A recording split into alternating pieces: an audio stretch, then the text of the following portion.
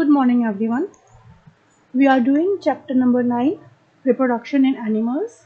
In the last class, we have seen introductory part of the chapter along with the asexual reproduction. We have discussed about the sexual reproduction also, but still we are starting with the same topic, sexual reproduction.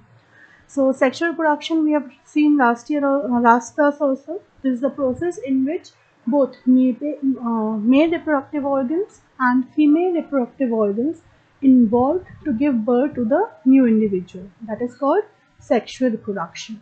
Now the male gamete is named as a sperm and female gamete is named as ovum. And the fusion of male and female gametes results in the formation of zygote.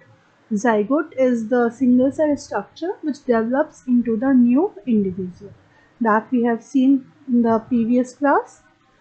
Along with that, we have discussed about the male reproductive organs and we have seen the structure of male gamete, that is a sperm.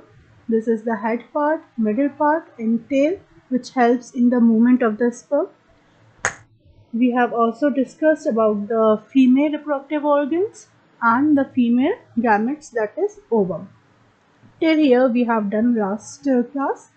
Now in our today's class we are going to discuss about fertilization. So fertilization is the process of fusion of male gamete with the female gamete, and because of that fusion a single cell structure is formed that is known as zygote. So zygote is the result of the process of fertilization, and fertilization is the process of fusion of male gamete and female gamete.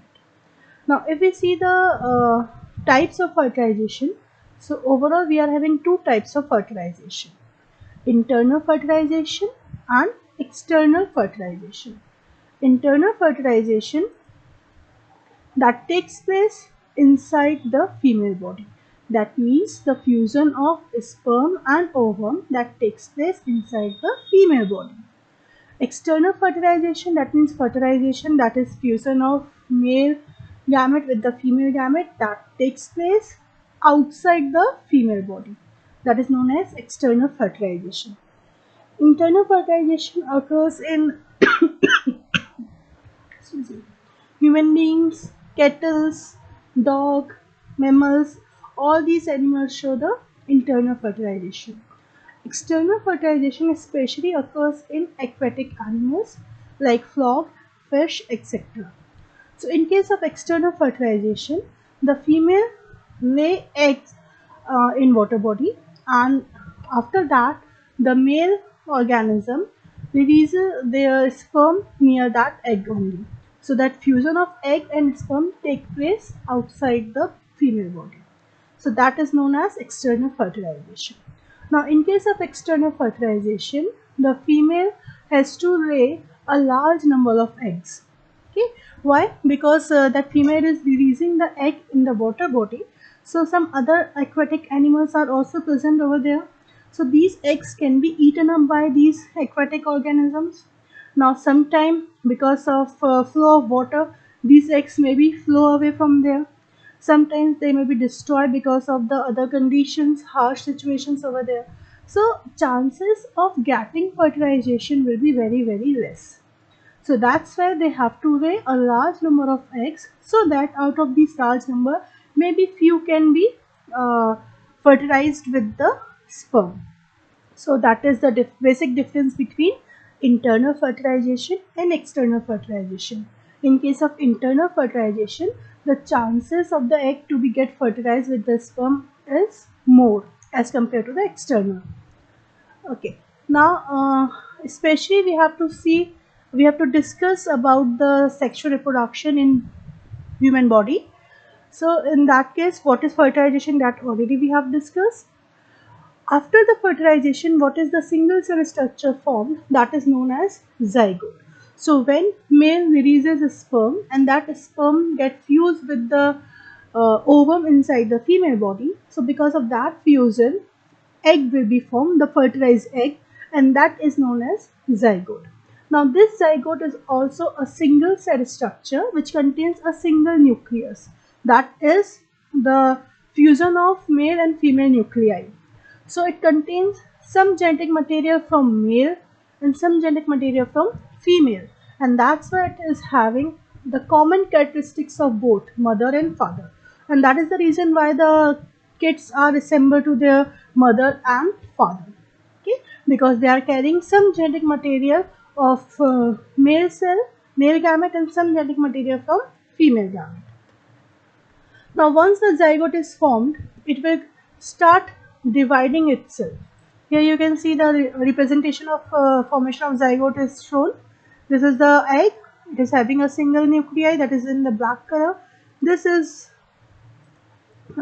female gamete with the nuclei of the red color. After the fusion, you can see this is the nucleus which is having both the colors, and it is a single nucleus only. Okay, so this is the representation of formation of zygote. Now after the formation of zygote, this zygote will start dividing itself. This is the egg and here are the sperms. Then fertilization takes place, and due to which zygote is formed. Then here you can see the number of cells are increasing. So this zygote repeatedly divides itself and it will have a group of the cell, and in that case it is known as embryo. This embryo will, here you can see this the growing ball of the cell, that is embryo, and this embryo is just embedded in the wall of the uterus, and the further development of embryo will take place here only. Now it will start dividing itself, the number of cells will be increasing, and in one particular situation will come where we can identify all the body parts in that growing embryo, and in this case it will be termed as fetus.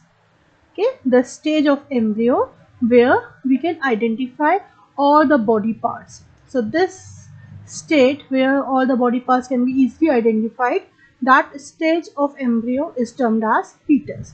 So here we are having three different words: zygote, embryo and fetus. Zygote is the single cell structure formed by the fusion of male and female gametes. Embryo is the group of the cells which is formed by the repeated cell division of the zygote.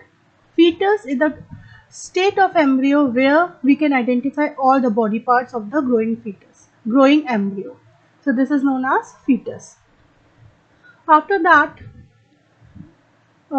we have to discuss about the other topics like reproduction in frogs, and how does the what is metamorphosis and what are the life cycle of frog. That all we have to discuss in our next video.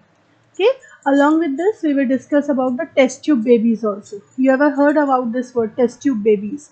So test tube baby doesn't mean that these babies are developing inside the test tube. So exactly what are the test tube babies, that we are going to discuss in our next video.